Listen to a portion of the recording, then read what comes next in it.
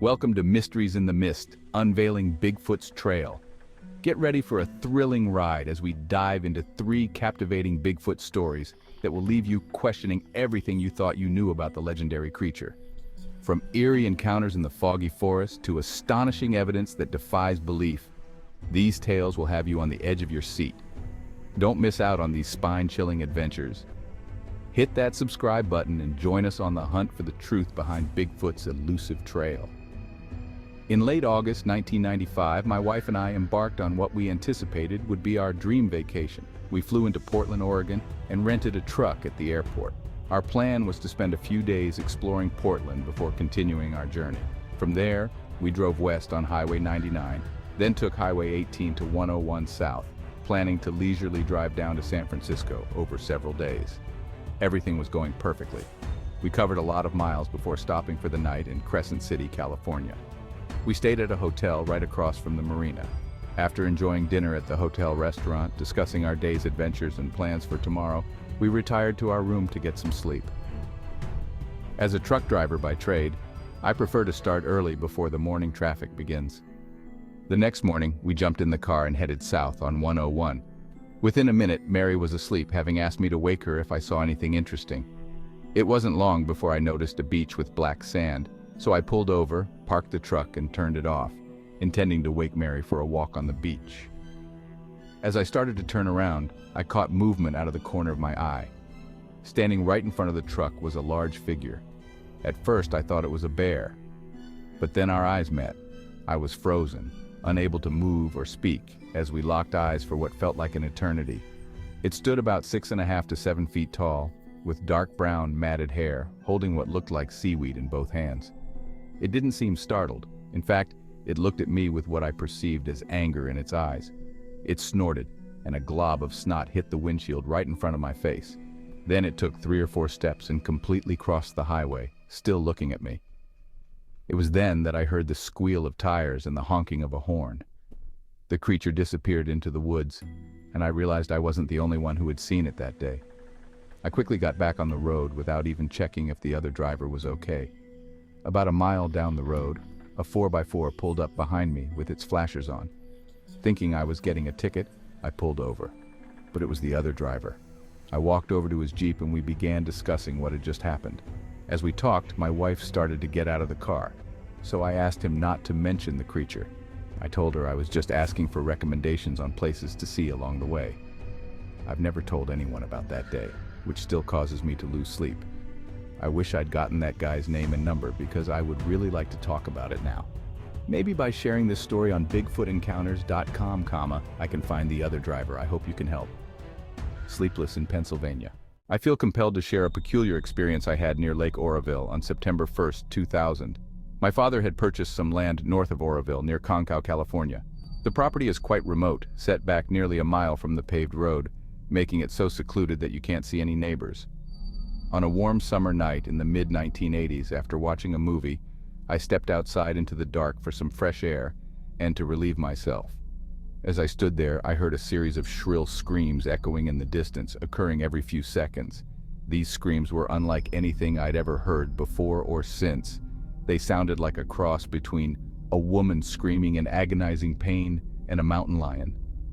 The more I listened, the more terrifying the screams became, causing the hair on the back of my neck to stand on end. That chilling experience has affected how I carry myself in the woods to this day. Unfortunately, I didn't make a recording of the sounds. At first, I was just trying to figure out what I was hearing, but once I realized how unique and unsettling the screams were, I rushed inside to get others to listen. However, no one else seemed interested, and the incident was dismissed as unimportant at the time. Mr. J. Bruce Wednesday, March 22, 2000. Report from Mrs. Diane Vaughn, dated May 1989, as told to Peter Gatilla. This account concerns a Bigfoot sighting on May 17, 1989, at 5 p.m. in the mountain foothills above Pasadena, California. At about 12:30 p.m., I parked my car at the top of Lake Street and hiked to the end of the road, which passes through the Cobb Estate. There, I discovered an underground reservoir covered with a metal roof and a hiking trail leading off to the right on the other side of the reservoir. The short trail led to a living room-sized area with a small stream running through it and a wash directly to the left. I hiked up the wash about 50 yards to a spot covered by an overhanging tree. I sat still at this point because I heard footsteps directly overhead to my right. Stones were being thrown or kicked down just beyond the tree. I waited a few minutes until the steps faded away before continuing. A few yards later, I saw a ridge leading up to the left with some trees spaced 15 to 20 feet apart, growing along the side of the ridge. I began climbing the ridge from tree to tree. During the climb, I heard a loud chopping sound. Looking across at the other ridge, I saw nothing. The top of the ridge was covered with branches, but I found a place where an animal had made a tunnel through them and crawled about 25 feet to the top, where I found an old path. I walked up to 3 electrical towers and rested for a while, looking down on Lake Street. The path up from the towers had been washed away and required some hand-over-hand hiking for about 40 feet. At this point, the path improved, although it was occasionally rutted. The path ended in a T. The left fork went about 30 feet and stopped at the edge of the ridge in some bushes. The right fork continued about 150 yards to a rock wall above which was the Mount Low Fire Road. There was another path that I took a couple of days later, which led directly to the Fire Road, providing much easier access from the end of Cheney Trail. I went to the end of the trail with ridges on either side dropping down into canyons and the rock face at my back. I sat and enjoyed the peace and quiet, watching the clouds roll in, and eventually decided it was time to head back down to the car. As I walked down and turned left at the T, I noticed movement in my peripheral vision. I turned and saw a being around 6 feet tall, appearing to dance back and forth down a slight rise in the path I had just been on.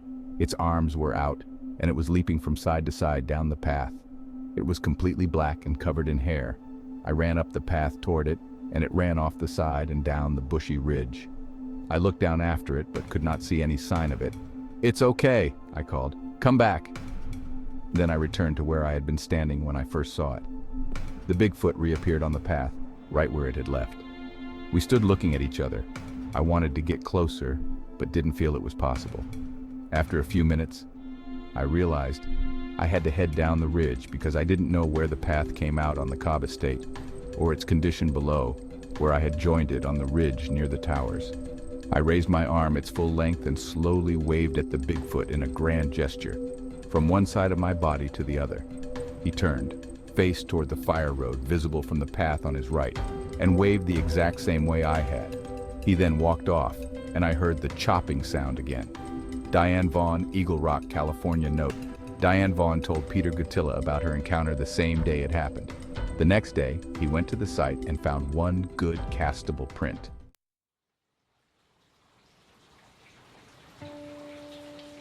The wilderness holds its secrets close, but sometimes, just sometimes, we catch a glimpse of something extraordinary. These encounters with Bigfoot, whether you believe them or not, remind us that there are still mysteries out there, waiting to be uncovered. They challenge our perceptions, push us to question what we think we know, and remind us that the world is a far wilder place than we often give it credit for. So, next time you find yourself venturing into the unknown, keep your senses sharp and your eyes peeled. You never know what you might find lurking just beyond the firelight. For more intriguing content, please like and subscribe to our channel.